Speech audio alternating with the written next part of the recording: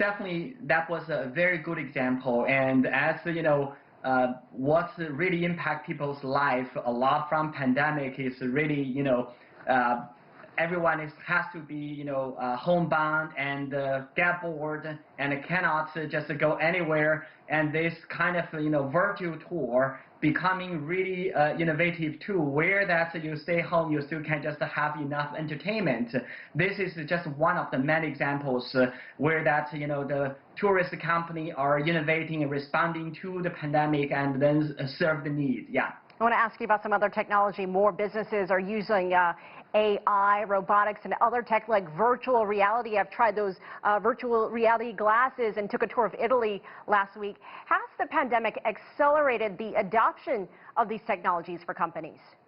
Yeah, during the pandemic, if you just really live in China and it seems like you live in the future, and you go to a hospital, that's the robotic just guide you to the doctors and nurse, and then through machine that your temperature and all the critical data is being collected, and then when you just transport, and then your location information is being collected from data or satellite, and also just when you just go through terminals and different stations, and through the mobile phone, and people know that your healthcare status from the QR code, where that you have green, yellow, or red, and then that you can others can really just know your health status and then respond accordingly.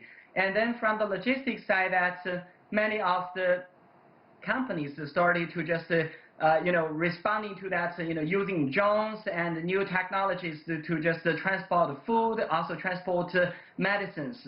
And you can see that it's really amazing that during COVID-19, although it's really challenging, but the technology, especially digital technology sector, really emerged to just responding to all the challenges and then grow extremely fast.